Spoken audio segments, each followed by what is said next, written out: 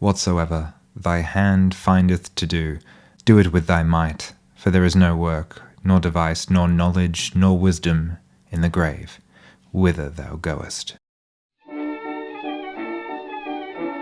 On the 6th of April, 1917, the United States declared war on Germany. Later that year, they would declare war on Austria-Hungary. Prior to this, attitudes among the American public and politicians had been overwhelmingly supportive of neutrality, but their role in the war had been a long time coming. Americans had been highly active in providing humanitarian aid, and as the war progressed, public opinion became more and more sympathetic towards the Entente allies. As the world's largest economy, the US was also a major provider of weapons and financial aid to the Allies. At the same time, there was tremendous concern over American military preparedness. At the outbreak of war, the US Army counted fewer than 100,000 men. President Wilson had signed legislation greatly expanding the military, but a growing minority of interventionists viewed these efforts as insufficient. In the 1916 presidential election, both Wilson and his Republican opponent, Charles Evans Hughes, ran on campaigns in favor of preparedness, but Wilson narrowly won, campaigning on the slogan, "He kept us out of war." It had long been Wilson's hope that a neutral US could more effectively assert its power on the world stage as a mediator for peace. The debate over preparedness was quickly nullified. Even before the start of Wilson's second term, German military leaders Paul von Hindenburg and Erich Ludendorff pressured Chancellor Theobald von Bethmann-Hollweg to allow the resumption of unrestricted submarine warfare, the targeting of neutral and civilian ships, mostly American, by the German Navy. Due to previous incidents resulting in American deaths, this had long been a red line for the United States, and its relevance had only risen alongside American support for intervention.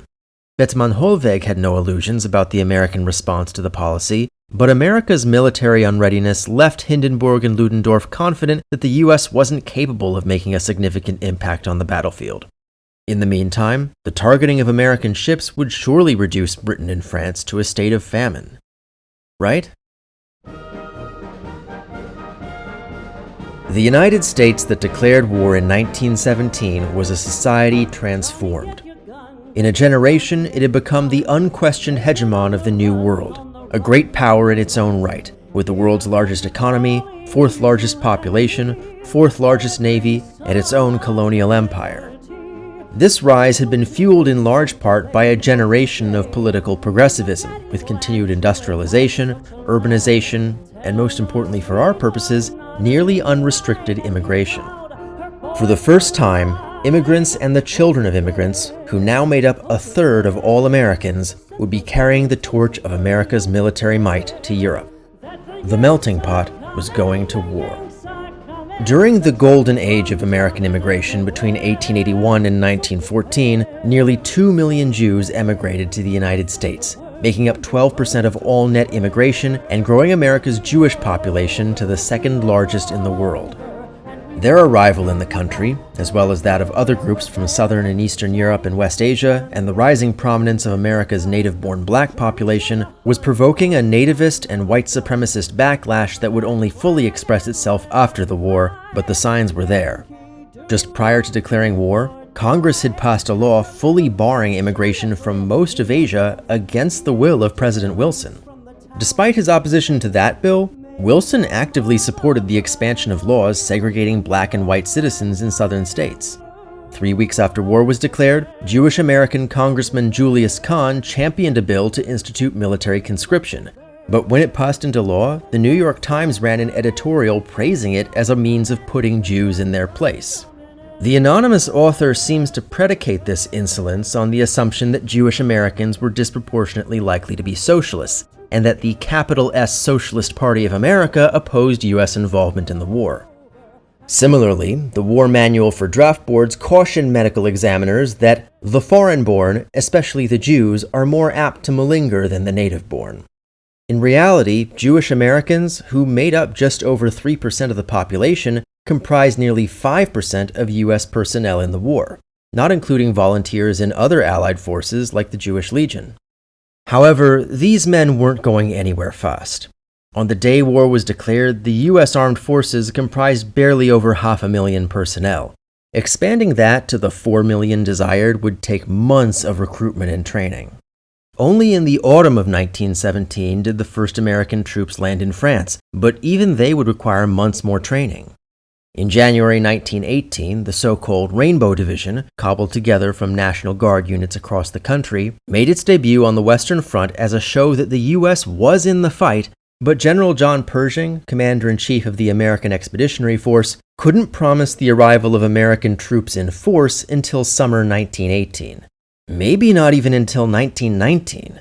Recruitment and training had been further waylaid by a shortage of ships to equip and supply the Americans once they arrived, as well as various inefficiencies on the home front. But in a meeting at 10 Downing Street, British Prime Minister David Lloyd George cautioned American representatives that there is a danger that you might think you can work up your army at leisure, and that it does not matter whether your troops are there in 1918 or 1919. But I want you to understand it might make the most vital difference. The Western Allies had good reason to worry. Just as the first American troops arrived on the continent, the Bolsheviks seized power in Russia. They signed an armistice with the Central Powers on the 15th of December, and with negotiations for a separate peace underway, over 500,000 battle-hardened German troops began transferring to the Western Front. The previous year, the Germans had created a massive defense-in-depth network, the Siegfriedstellung, or Hindenburg Line, reducing Germany's dependence on high troop numbers even as those troop numbers now increased. The Western Allies had already breached the Hindenburg Line at Cambrai, but not for long. For all these reasons, the Western Allies collectively agreed to hold off on any new offensives until the Americans could arrive in force. This was Germany's moment to strike. Over the previous year and a half, Germany had begun experimenting with infiltration tactics, or Hutja tactics, named after the general that first promoted them. Behind the Hindenburg Line, German command began consolidating their most experienced troops into so-called stormtrooper units and equipping them with machine guns and flamethrowers. Having already tried out similar tactics against Russia, First Quartermaster General Erich Ludendorff believed that a series of stormtrooper attacks could break up the Allied line and allow them to simply bypass the largest concentrations of troops. This was to be known as Kaiserschlacht, the Emperor's Battle, and after several days of rising bombardments by German artillery, the breakout began on the 21st of March. In Operation Michael, the Germans' massive railway guns began striking Paris, while their ground forces blasted westward toward the strategic railway junction of Amiens, with the intention of driving a wedge between the mostly British forces to the north and the mostly French forces to the south. But they never did. By this time, the Western Allies had finally established a unified command structure, which was able to coordinate a rapid defense. What's more, the logistical issues that had initially plagued the Americans were being resolved. Food and weapons were now pouring across the Atlantic to the point of surplus. Mind you, however effective this defense may have been, it came at an enormous cost in blood. Among those killed as part of the British counterattack was the Jewish painter and poet Isaac Rosenberg, a pacifist who had joined the war with the greater goal of contributing to its conclusion. May it never be said that he didn't. With Operation Michael grinding to a halt, the Germans launched Operation Georgette in Flanders, hoping to drive the British and their allies into the English Channel. But this found even less success than Michael, in part due to the mass formation of British tanks against German ones. Under these conditions, British Ambassador Lord Reading convinced Wilson to expedite the deployment of American infantry. Coming to the same conclusion, General Pershing offered Supreme Command the free use of all American forces already in France. So when the Germans launched Operation Blücher-York with hopes of reaching Paris, 40,000 American troops were already there to meet them. In the Battle of Belleau Wood, 2 more U.S. divisions and a Marine brigade unknowingly preempted the 4th and final operation of the Kaiserschlacht. And in the skies, the newly formed Royal Air Force initiated devastating strategic bombing runs over Germany itself. Germany's last hope of victory had been foiled, but their defeat was no sure thing and would require a radical shift in thinking on the part of the Allies. It's often said that the extreme carnage of the First World War was a result of the combination of 19th century tactics with 20th century technology. Repeatedly, British and French leaders had attempted to one-shot the Germans with battle plans that were overambitious and underdeveloped. The Germans had attempted to overcome the same strategic ills with their stormtrooper tactics, but even that was outdated. The success of the stormtroopers at Riga and in repelling the Brusilov offensive had been incredibly effective against Russia, which just wasn't militarily comparable to the Western Allies. Breaking through the Allied line had done nothing to undermine their ability to fight, and even taking Paris would hardly have ended the war. The Allies had to do better than that. They needed an entirely new perspective, someone who could take all the lessons of the war and apply them with maximum force. Let's meet him. The rise of John Monash was one of the least likely of the entire war. On paper, he had a lot going against him. Not least among these, he wasn't a career military man. Born in Melbourne in 1865 to Jewish immigrants from Prussia, his family moved to the small farming town of Jerilderie, New South Wales when John was 9 years old. However, John's schoolteacher William Elliot recognized his student's brightness and urged the Monashes to return to Melbourne in the hopes of giving their son a better education. So while his father remained in Jerilderie, John was enrolled at Scotch College of East Melbourne, where he was taught science, art, music, and literature. Subjects that had yet to become common in British Empire schools, but became Monash's lifelong passions. He struggled significantly more at the University of Melbourne. Enrolling at 17, his education took over a decade to complete, owing to a combination of depression, lack of money, the death of his mother, and frequent changes to the required courses, only graduating in 1893 with a master's degree in engineering, followed by double bachelors in art and law. But by that time, he'd already established himself as one of Melbourne's foremost civil engineers. At the same time, he was notoriously vain, promiscuous, oversensitive, easily distracted, and hyper-ambitious. He was at once a political conservative and a pioneering Australian nationalist, resolutely Jewish, and vehemently irreligious. As a child, he was noted for rarely smiling, as if posing for an official portrait that would later appear on money. It was these very qualities that brought him into the military, joining the colonial militia through his university out of a desire for structure, discipline, and the opportunity to look good in uniform. These eccentricities were his greatest strength and his greatest weakness. He was a reservist, not a career soldier, so his enthusiasm for grand strategy, the military potential of airplanes, and the psychology of troop morale earned him a good deal of mockery. But that started to change with the outbreak of the First World War. Suddenly, his self-published handbook 100 Hints for Company Officers was embraced by the Australian Army. Just before his departure to Egypt, his brother-in-law Walter Rosenheim joked that then Colonel Monash would doubtless come home as Major General Sir John Monash. At Gallipoli, Colonel Monash led his men through some of the deadliest fighting on the peninsula, leading his men ashore at a small valley that would later bear his name. With British commanders often nowhere to be found, Monash was forced into a leadership position far exceeding that of his own brigade. But despite the failure of the campaign and the negligence of certain higher-ups, his leadership earned him exceptional loyalty from the men who served under him, as well as a surprise promotion to brigadier, making him one of at least 19 Jewish generals in the First World War.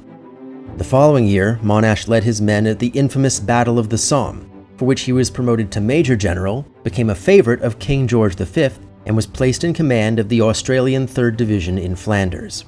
And it's here where Monash's true capabilities were revealed. Flanders was the most notoriously deadly and nightmarish front of the entire war, as well as a notorious dumping ground for British colonial forces and smaller allies like the Portuguese. Bolshevik agents in London had even attempted to undermine recruitment to the Jewish Legion by spreading rumors that they'd be sent there. And yet, Monash led the 3rd Division to victory at Messines Ridge and stalemate at Passchendaele. He'd mastered the art of psychological warfare, confusing and hobbling the Germans with constant small raids and feigned poison gas attacks while using subtle cues to raise the morale of his own men. It is because we do not consider psychology enough that we are taking so long to win the war. Personally, I have always found it pays well closely to consider the psychology not only of the enemy, but also of my own troops. Indeed, it is psychology all along the line. There, he had served under 2nd Army Commander Herbert Plumer, with whom he shared a mutual loathing of British Commander-in-Chief Douglas Haig's tendency to make plans that were, to bring back an earlier phrase, overambitious and underdeveloped. At this point, there was no Supreme Allied Command, so British and Commonwealth forces operated directly under Haig's dictates. But Plumer caught the Germans off guard by setting extremely limited goals for his troops to advance, preventing the enemy from counterattacking while also saving his own strength for future small advances. Monash held similar beliefs, and because of his relationship with the king, more and more generals were willing to listen. But he took things way further. Up to this point, the war had seen an explosion of new military technology, most notably tanks and military aircraft. Yet militaries on both sides tended to make use of these new forces independently and less effectively, with the only real coordination being between infantry and artillery. Plumer had excelled at this use of artillery, but Monash actually shied away from it.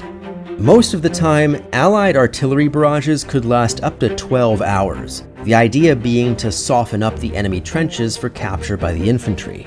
But that was only true up to a point, beyond which such long barrages actually gave the Germans much-needed time to reinforce those positions. Monash contended that far more assistance could be given to the infantry by tanks and aircraft. Furthermore, setting limited goals for the ground forces, as Plumer did, would also enable fresh troops to take aim at the next objective as soon as the first one was reached, enabling continuous forward movement without losing defense in depth. While most generals were fighting the last war, Monash was fighting the next.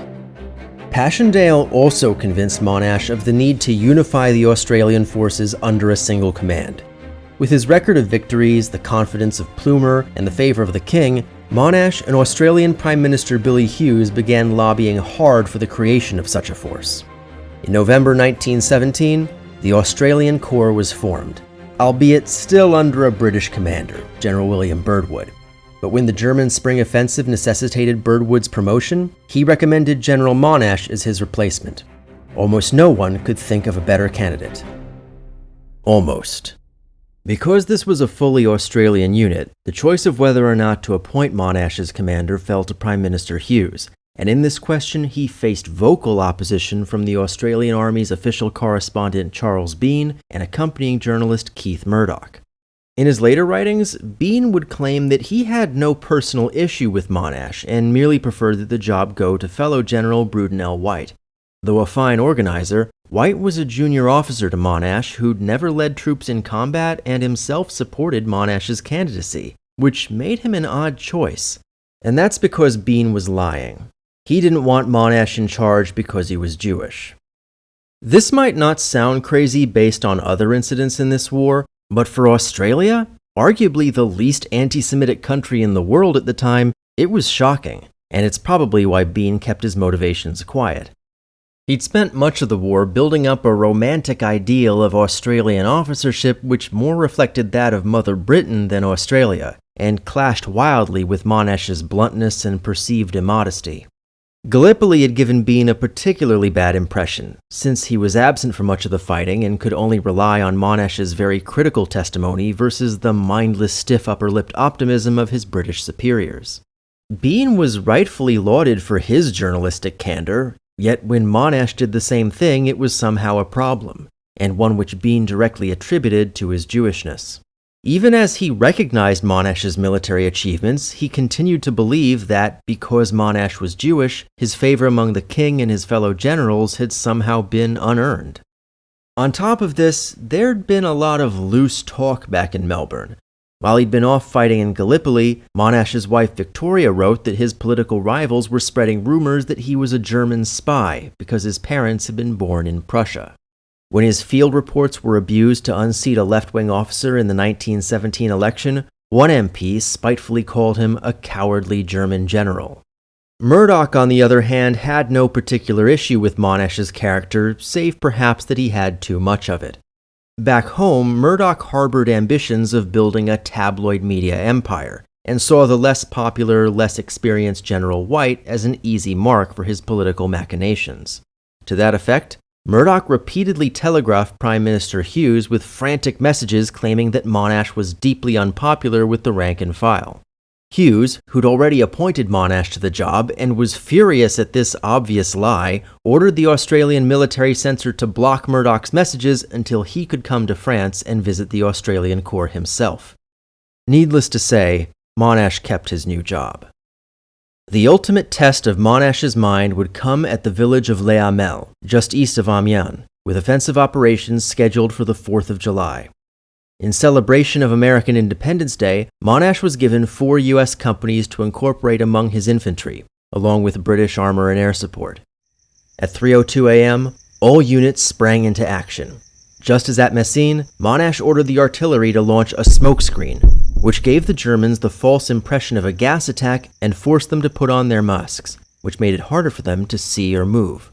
This brief barrage, in combination with the morning fog, served to conceal the incoming British and Australian bombers, as well as the advance of 60 British tanks from a hidden position well behind the line. At 3:14, the first wave of infantry and tanks began their advance to a line running through the village which Monash had designated as their first objective. To Monash's delight, the Germans had made virtually no significant fortifications. Once at the line, about 2/3 of the infantry and tanks were finished for the day. Just 10 minutes later, however, the reserve tanks caught up and began their advance with the remaining third of frontline armor and infantry. In a war defined by battles lasting months, with casualties on both sides in the tens or hundreds of thousands, the Battle of Hamel resulted in just 1,400 Allied casualties and the loss of just 3 out of 60 tanks. Of the 5,600 German defenders, 3,600 were killed, wounded, or captured, and virtually all of their heavy weaponry was seized intact. As the early summer sun began to rise, the Australians, Americans, and British reached Monash's final objective. The battle had lasted 93 minutes. Several days later, French Prime Minister Georges Clemenceau joined Hughes to congratulate General Monash on, for lack of a better phrase, solving modern war. The following month, King George arrived in France to induct Monash as a Knight of the Bath. He was the first British subject to be knighted in the field since Sir Tom Brown in 1743. Further south, German High Command attempted a new offensive against the French and Americans at the Marne, but the Allies had intercepted their plans and completely neutralized the attack through defense in depth. Meanwhile, the number of U.S. troops in France had risen to 1 million, and on average 250,000 more were arriving every month. This was especially good news for the French, who'd taken such horrific casualties in the war that they could no longer replace them. At the same time, the Western Allies were now fully in the throes of the infamous Spanish flu pandemic, but that was also true of the Germans, and by August, the Allied forces outnumbered them. Thus freed from the possibility of a German attack, the Allies were now challenged to apply the lessons of Hamel across the entire Western Front. To his credit, Monash had made lots of allies throughout the war. Mostly these were people who were too high-ranking to see him as a threat, such as the King or General Ian Hamilton, the overall commander at Gallipoli. But since gaining the favor of the King, he'd attracted a number of more ideological allies. Birdwood and Plumer we've already met, but there was also Monash's own superior, Henry Rawlinson, who was now charged by Allied command with leading the next major offensive eastward from Amiens. Ironically, Monash's military doctrine may have been a little too forward-looking. Even the latest heavy tank, the Mark V, had a max speed of just 8 kilometers an hour. The light Whippet tanks maxed out at just over 13, so embracing combined arms tactics on a regional scale would require the use of cavalry, which Monash hated. Also, nobody was going to be as conservative with their artillery as Monash. Compromises would have to be made, but Hamel had proven that the principles were sound, so Rawlinson gave Monash the lead on planning.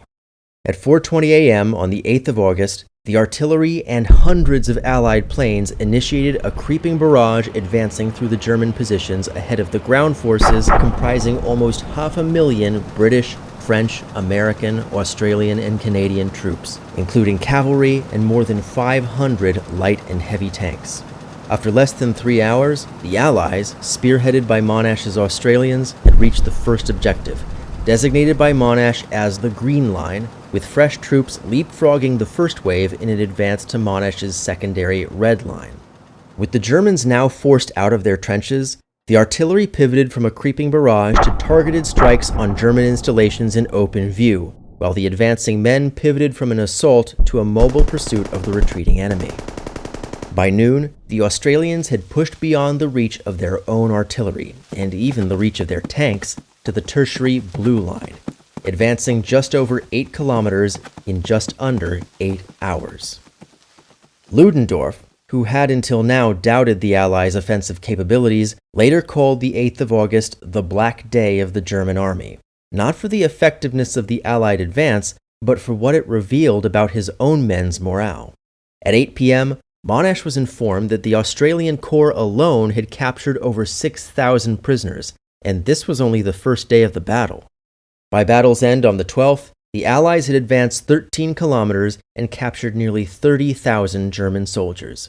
In many cases, they'd surrendered enthusiastically, without even attempting to defend their positions. Amiens wasn't a complete success. As was often the case, Allied bombers failed to achieve the objectives behind the German line. But by the battle's end, combined arms tactics were being employed everywhere. Throughout August, the Allies routed the Germans over and over at Verdun, the Aisne, the Somme, and the Scarpe. Back in July, Hughes and other colonial leaders had expressed doubts that the war could be over and won before 1920. But by late August, Supreme Allied Commander Ferdinand Foch confidently reported that the war could be won in 1919. Field Marshal Haig went so far as to suggest that the war might actually be over by Christmas. It was at this point that the Americans began to take the lead further east. Initially, the newly formed American First Army surprised Allied command with their effectiveness, most famously at Saint-Mihiel, the last major offensive of the summer and the first led by the Americans themselves. But by this time, Ludendorff had ordered the Germans to fall back to the Hindenburg Line. In the largest military operation in U.S. history up to this point, the Americans would be tasked with breaking through the line along the Meuse River into the Argonne Forest. But the haste with which the Americans had been brought to the front raised old fears over the adequacy of their training and logistics. On the 26th of September, the offensive began and America held its breath. As in previous wars, the United States Army mostly assembled divisions on a state and local level, which resulted in some real demographic outliers. One of the most famous of these is the 77th Division, assembled from selective service draftees in New York City. With black servicemen either segregated into separate units, relegated to support roles, or serving under French commanders, the 77th was composed almost entirely of immigrants or the children of immigrants. About a third of the division were Jewish, with the remainder mostly being Italian, Irish, or Chinese. Between them, the men of the 77th spoke some 43 languages, earning them the nickname the Melting Pot Division, or more commonly, the Statue of Liberty Division due to their insignia. The 77th had actually been one of the first American divisions to arrive in Europe, and thus one of the most experienced, so they were given the lead role on the Americans' left flank. But strained supply lines and the confusion of the dense forest resulted in disaster. On the 2nd of October, a motley collection of 9 companies made a breakthrough at a place called Charlevoix Mill, only to realize that they had far outpaced their own lines of communication and were now surrounded by the Germans without coats, blankets, or provisions, outnumbered and at the mercy of both sides' artillery. Thinking quickly, Major Charles Whittlesey ordered the men to dig in on all sides, forming an improvised unit known forever after as the Lost Battalion. After 5 days of fighting, the rest of the 77th caught up to relieve the Lost Battalion, by which time 2/3 of the men had been killed or captured. They had fought off German artillery, machine guns, and flamethrowers. For his role at Charlevoix Mill, First Sergeant Ben Kaufman was awarded the Medal of Honor, one of 4 Jewish servicemen to do so in the First World War. Indeed, the battalion's persistence was a huge point of pride for the Americans back home, especially Jews and immigrants, as a symbol that America had truly arrived for this war. The Meuse-Argonne offensive was significant in one other way. The Hindenburg Line had fallen, not only in the American sector, but up and down the front. The tyranny of the trenches was over. And it wasn't just the Western Front. In late September, the Allies broke through on the Macedonian front, leading Bulgaria to surrender. At the same time, the Allies broke through on the Palestine front, leaving Ottoman surrender all but certain. In the face of all of this, Hindenburg and Ludendorff were finally convinced that the war was lost. But actually ending it was easier said than done. Ever since US entry into the war, these two men had effectively run the German Empire as a military dictatorship. The Reichstag had actually passed a resolution in favor of peace negotiations all the way back in July 1917, but it had been rejected by Emperor Wilhelm under Hindenburg and Ludendorff's influence. So too was it rejected by the Allies, who refused to negotiate with the German High Command or the Emperor. On the 2nd of October, new Chancellor Prince Max von Baden made the offer again, but the Allies rejected it once more. In fact, the continuation of unrestricted submarine warfare led the Allies to toughen their demands, including for German disarmament and a new constitution in Berlin, which Baden accepted. Over the previous year and a half, Hindenburg and Ludendorff had been able to force out doubting chancellors by threatening to resign from command if Emperor Wilhelm didn't remove them. This time, however, it was Baden who threatened to resign if Ludendorff didn't. Ludendorff resigned on the 26th of October. By this time, the war against the Ottomans was essentially over, Austria-Hungary was disintegrating, and within Germany itself, the situation was getting dire. General strikes and food riots had already been a fact of life for over a year despite brutal repressions. Since June, state-produced propaganda had continued to insist that Germany was winning the war, but outside of a few hard-line ultranationalists, the truth was becoming clear. On the streets of Berlin, the war situation hardly even mattered to a starving and exhausted public. On the 3rd of November, sailors in the city of Kiel mutinied, soon joined by soldiers and workers in the city who raised the red flag. The next day, Austria surrendered, leaving Germany as the sole remaining central power, and the revolution spread. Earlier in the war, Germany's Social Democratic Party had split into two factions over opposition to the war. Now both parties were in agreement on the subject, as were most of the major parties, but now a third faction emerged in the radical Spartacus group, whose subsequent declaration of a German Soviet Republic left the mainstream Social Democrats eager to seize back political momentum. Such an opportunity arrived on the 9th. By this time, workers' and soldiers' councils had seized power all over Germany, and even in occupied Belgium, where Emperor Wilhelm II was vacationing. There, he agreed to abdicate the throne in order to save the empire. However, SPD leader Philipp Scheidemann used this news to unilaterally declare the dissolution of the empire and the formation of the German Republic. Back on the 7th, German delegates had already arrived at Compiègne to negotiate with Supreme Allied Command for an armistice. But this took longer than expected, as Germany's total military collapse left them unable to make any conditions. This, however, was accepted by the Reichstag on the night of the 10th. It was thus decided that the following morning at 11 a.m., the guns would fall silent and the First World War would end.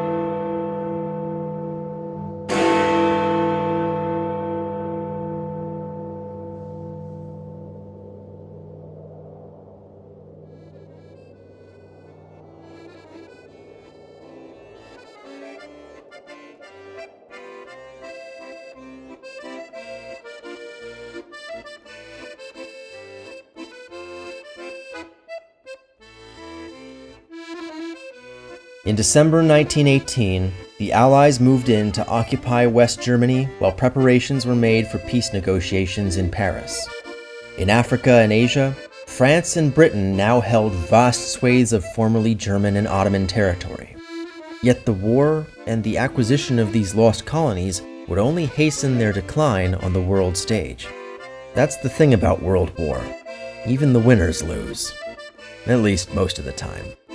That same December, US President Woodrow Wilson arrived in France, where he would spend much of the next year negotiating terms for the post-war order along his self-declared 14 points. For this, he would win the Nobel Peace Prize, though ironically, his views held far less sway in Washington than in Paris. Only a few days before the end of the war, Wilson's Democrats had narrowly lost the 1918 midterm elections. Just as the US had proven its worth as a major power player in Europe, America's own political culture was losing interest. Change was in the air. Few felt that shifting tide more keenly than Black, Asian, Jewish, and other minority servicemen returning from Europe. It's difficult to express the degree to which America's wartime success had ridden on their bravery and patriotism. But racism and xenophobia had been on the rise even before, and the war had only intensified it, as anti-Germanism gave way to a surge of every kind of bigotry imaginable. The era of the melting pot was coming to an end, and America would soon enter the Age of Loathing. John Monash is on the $100 bill. With the war over, he spent the remainder of 1918 and much of 1919 working to get the men of the Australian Corps home as quickly as possible. Thanks to those efforts, he was able to reunite with his wife Victoria before her death from cancer in 1920. Having failed in his conspiracy to remove the general, Charles Bean would spend the rest of his life as one of Monash's biggest cheerleaders. Australia has no singular foundational figure equivalent to George Washington in the US, but John Monash comes pretty close, and if he'd chosen to go into politics, that's probably how he'd be remembered. Certainly that's what everyone expected him to do. Various proposals were made to appoint Monash as governor of Palestine, or perhaps chief of staff of the planned Palestine Defense Force.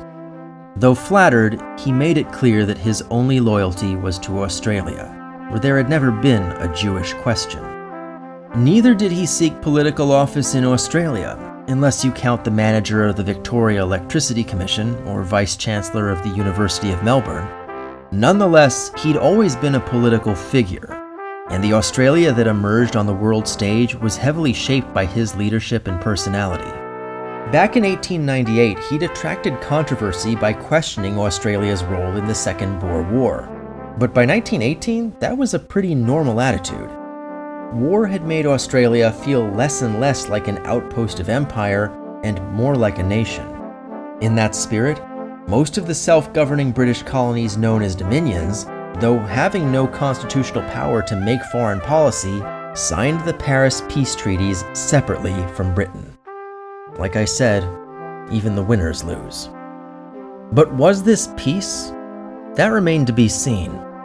The Central Powers may have been gone, but most of Europe was still fighting some kind of war. Upon being called up to serve in the Austrian army, Jewish journalist and reserve corporal Egon Kisch was pestered by his mother to pack as much clothing as possible before going off to battle. Kisch turned to his mother and dismissively replied, "Do you believe that I'm going into another 30 years war?"